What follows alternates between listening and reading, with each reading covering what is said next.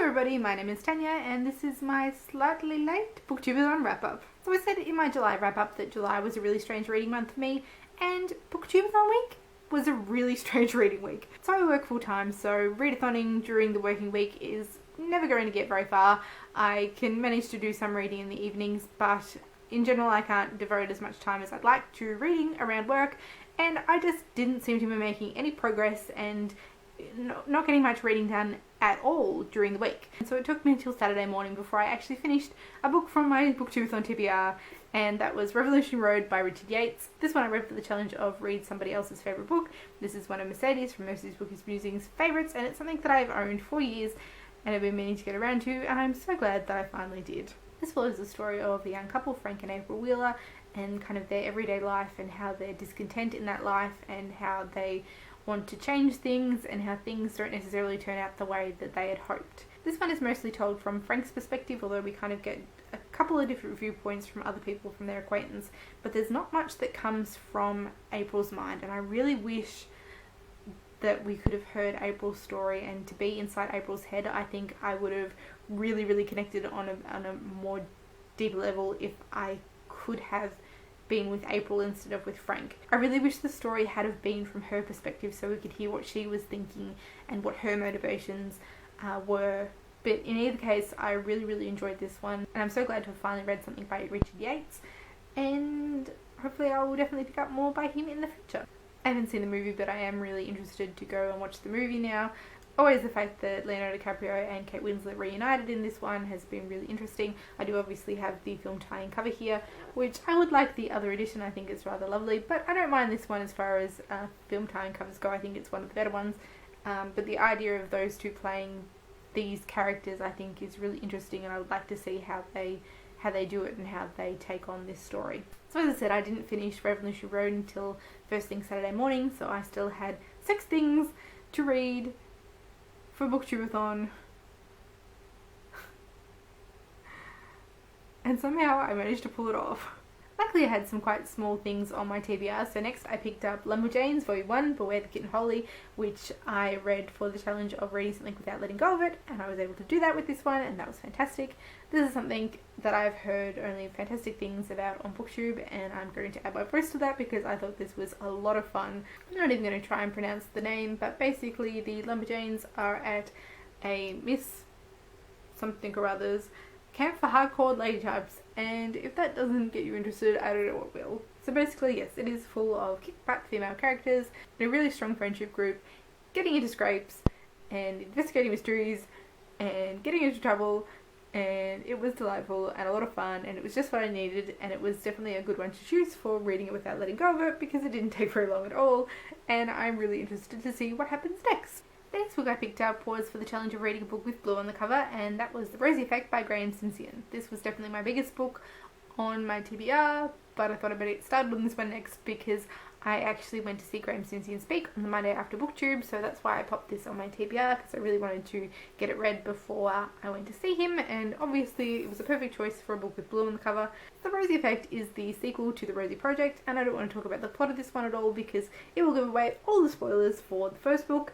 But I was excited, cautiously excited about this one. I really love the character of Don Tillman, and reading from his perspective is such a joy, and I was equal parts excited to get more from him and worried that it wouldn't be the same as the first one. Like the first one I read at a time that it was just perfect for it, and I just inhaled it basically.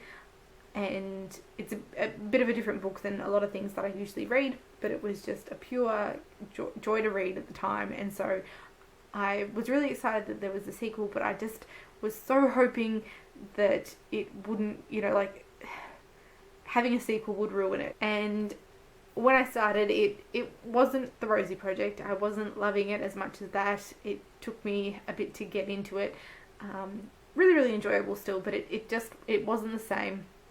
I did find as I went through that I enjoyed it really more and more and fell back in love with the character of Don Tillman. I ended up really enjoying it. It still wasn't exactly the magic of The Rosie Project was, but the sequel certainly didn't ruin it for my part. So I didn't finish this on the Saturday, but I was able to finish it on the Sunday, so in time for the event on Monday, and that event was amazing. Like, Graham Simpson, the way he speaks, he's absolutely hilarious. He was really, really worthwhile going to see, so I definitely urge you, if you enjoyed the Rosie Project or the Rosie Effect and get the chance to see Graham Simpson speak, he is definitely worthwhile. He was incredibly animated, and he had a lot of fantastic anecdotes about his writing process for the Rosie Project and the Rosie Effect, and his kind of journey, because he went from basically being unknown to this huge overnight sensation that the Rosie Project turned into, and now, of course, with a movie being developed and Jennifer Lawrence being linked to play the character of Rosie,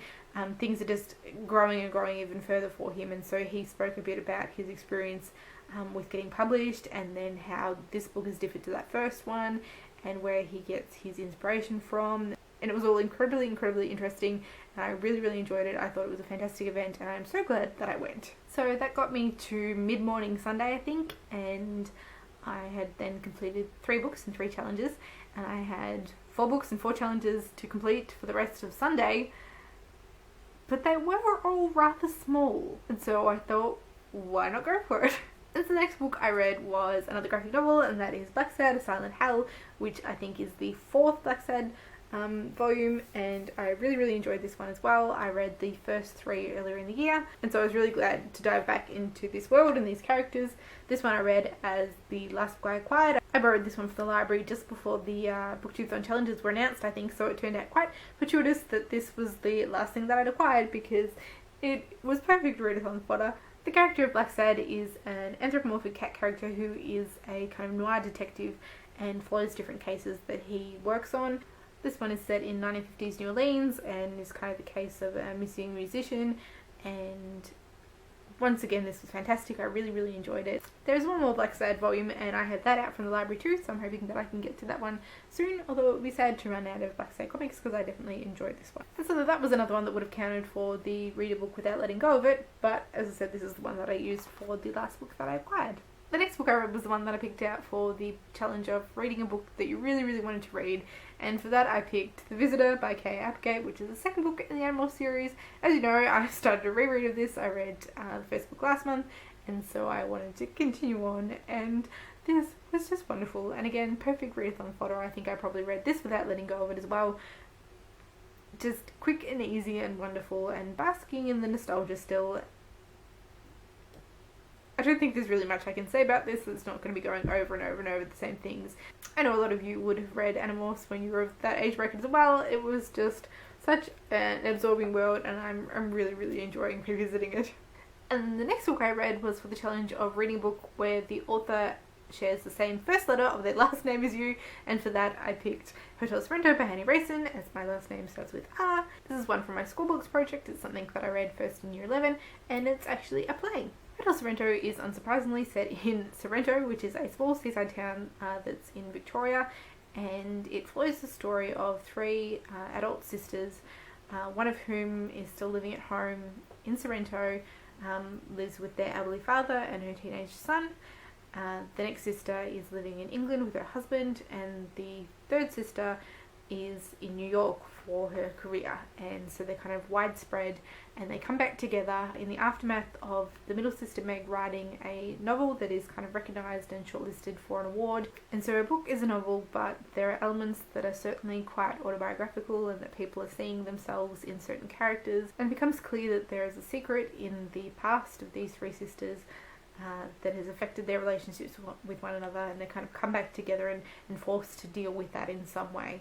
I enjoyed it. It wasn't my favourite school. I probably appreciated it more now that I'm a bit more mature, so I definitely think I got more out of it on this reread, and this is kind of why I'm wanting to read these school books again, and to see how I feel about them and how it differs to how I read it at the time. And so that got me to 6 books completed, and the final book that I finished was How to Breathe Underwater by Julie Onger, which is a collection of short stories, and I was actually reading this kind of in between the last few. I think I started this around the same time as The Rosie Effect on Saturday, and I read stories from this in and out and between other things.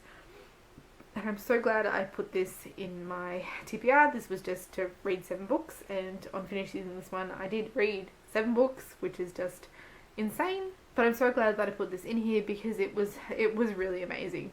I first heard about this one from Mercedes, but everybody else that I've seen read it Patty from ISMR Books and also Vanessa from Chbosky have really enjoyed this, so it's only made me more and more interested to get to it, and I'm so glad that I picked it up because these stories were just amazing. So the first one just